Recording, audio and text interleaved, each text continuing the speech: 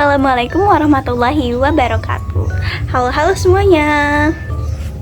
Halo, perkenalkan, aku Atakisha, semester 2 kelas A Ekonomi Syariah.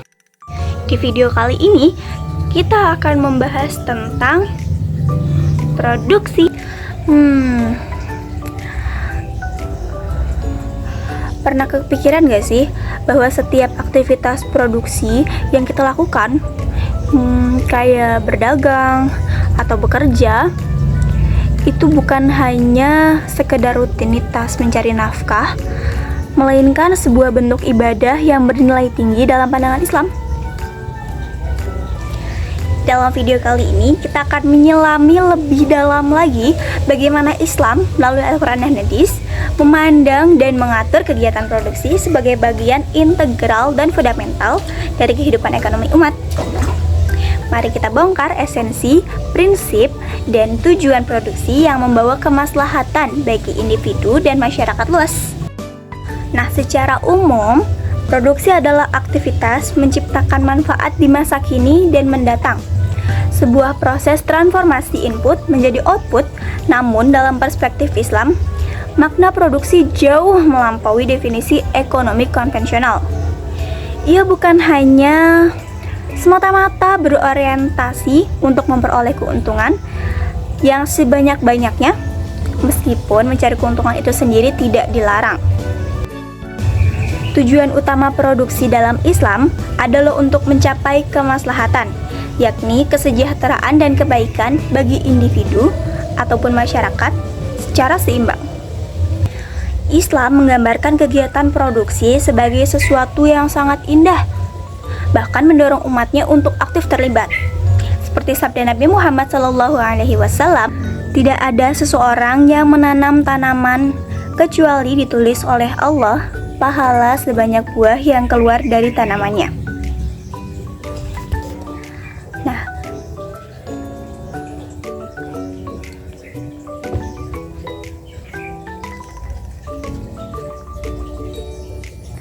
Nah, hadis tadi menegaskan bahwa setiap usaha produktif, sekecil apapun, bernilai ibadah dan mendatangkan pahala dari Allah Subhanahu wa Ta'ala.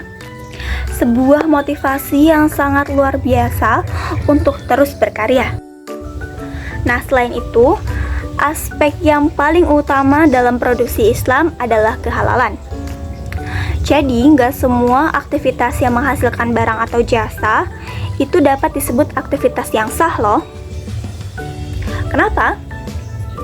Jadi, dalam ekonomi Islam, hanya aktivitas yang menghasilkan barang atau jasa yang halal yang diakui. Islam itu sangat menganjurkan umatnya untuk giat bekerja dan mencari karunia Allah, agar dapat memberi dan berbagi kenikmatan kepada orang lain, bukan hanya justru meminta-minta. Masya Allah.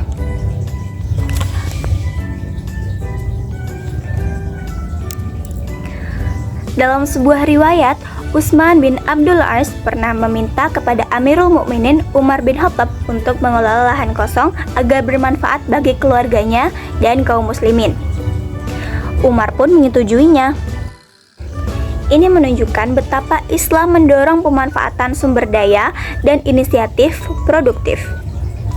Rasulullah SAW juga bersabda, "Barang siapa yang mempunyai tanah, maka tanamilah. Jika tidak mampu, maka supaya ditanami oleh saudaranya." Nah, hadis itu juga merupakan pesan yang jelas bahwa sumber daya itu tidak boleh dibiarkan menganggur, dan jika kita tidak mampu untuk mengelolanya, maka kita serahkan kepada yang lebih mampu agar terus berproduksi dan bermanfaat. Nah, lebih jauh lagi, Islam ini mengajarkan kemuliaan bekerja keras dan menjaga izzah diri. Nabi Muhammad SAW bersabda, "Hendaklah seseorang di antara kalian berangkat pagi-pagi sekali mencari kayu bakar, lalu bersedekahlah dengannya dan menjaga diri. Dari manusia lebih baik daripada meminta kepada seseorang, baik ataupun tidak. Tangan di atas lebih baik daripada tangan di bawah. Mulailah memberi kepada orang yang menjadi tanggung jawabmu.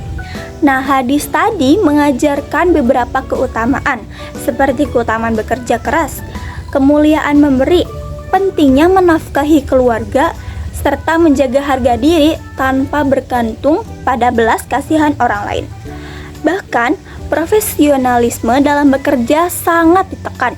Rasulullah SAW bersabda, "Sesungguhnya Allah mencintai orang yang apabila bekerja, mengerjakannya secara profesional."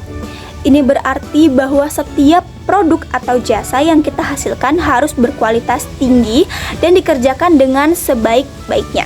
Kegiatan produksi dalam Islam itu tidak lepas dari syariat, harus sejalan dengan tujuan konsumsi, yaitu mencari falah atau kebahagiaan jati di dunia maupun di akhirat. Inti dari prinsip produksi dalam Islam adalah keterkaitannya dengan maqasid al-syariah ataupun tujuan-tujuan utama syariah.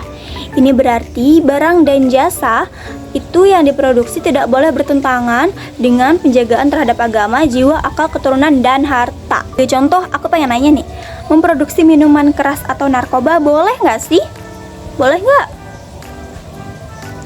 Jelas nggak boleh ya, meskipun menguntungkan jelas dilarang karena dapat merusak akal dan jiwa. Jadi memproduksi makanan atau obat-obatan harus memastikan kehalalan dan keamanannya demi menjaga jiwa dan agama. Dalam ekonomi Islam, faktor-faktor esensial itu dibagi menjadi 4 kategori utama yang semuanya harus dimanfaatkan secara tanggung jawab dan sesuai syariah. Yang pertama, yaitu sumber daya alam. Seluruh isi bumi itu diciptakan oleh Allah untuk dikelola manusia. Ini mencakup tanah, mineral, gunung, hutan, hewan, dan lain-lain. Islam mendorong pemanfaatan tanah agar tidak terbengkalai. Sebagaimana sabda Rasulullah SAW, barang siapa yang mempunyai sebidang tanah, maka hendaknya ia menanaminya. Jika ia tidak bisa atau tidak mampu menanaminya, maka hendaklah diserahkan kepada orang lain untuk ditanami dan janganlah menyewakannya. Nah, ini tuh menunjukkan bahwa tanah itu harus produktif dan bermanfaat bagi masyarakat. Yang kedua, sumber daya manusia atau tenaga kerja. Nah, manusia adalah khalifah di bumi yang diberikan tanah untuk memakmurkannya. Allah memuliakan manusia dengan akal agar dapat mengembangkan ilmu pengetahuan untuk mengolah dan memproduksi kekayaan alam. Etika kerja dalam Islam juga sangat tinggi. Nabi SAW dengan tegas memerintahkan, berilah upah pekerjamu sebelum kering keringatnya. Jadi ini adalah perintah untuk keadilan yang harus ditegakkan dalam hubungan kerja, memastikan hak-hak pekerja ini terpenuhi seluruhnya. Yang ketiga, modal.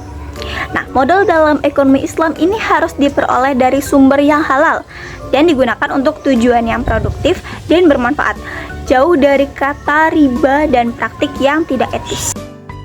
Yang keempat, organisasi. Jadi pengelolaan dan manajemen yang baik juga merupakan faktor yang penting loh dalam produksi. Profesionalisme dan efisiensi dalam organisasi akan menghasilkan produk yang berkualitas dan proses yang berkah. Amin, Allahumma amin. Kini kita dapat memahami bahwa produksi dalam Islam itu jauh lebih dari sekedar aktivitas ekonomi. Ia adalah sebuah ibadah, amanah, dan sarana untuk mencapai kemaslahatan bagi seluruh umat manusia. Dengan menerapkan prinsip kehalalan, keadilan, profesionalisme, dan kepedulian terhadap lingkungan, kita juga dapat menciptakan sistem produksi yang tidak hanya menguntungkan secara materi, tetapi juga memberkahi secara spiritual dan sosial. Mari kita jadikan setiap pekerjaan dan usaha produktif kita sebagai bentuk ketaatan kepada Allah Subhanahu wa Ta'ala. Bagaimana menurut pandangan teman-teman semua? Apakah ada pengalaman atau pemikiran terkait etos produksi dalam Islam? Terima kasih atas perhatiannya. Wassalamualaikum warahmatullahi wabarakatuh.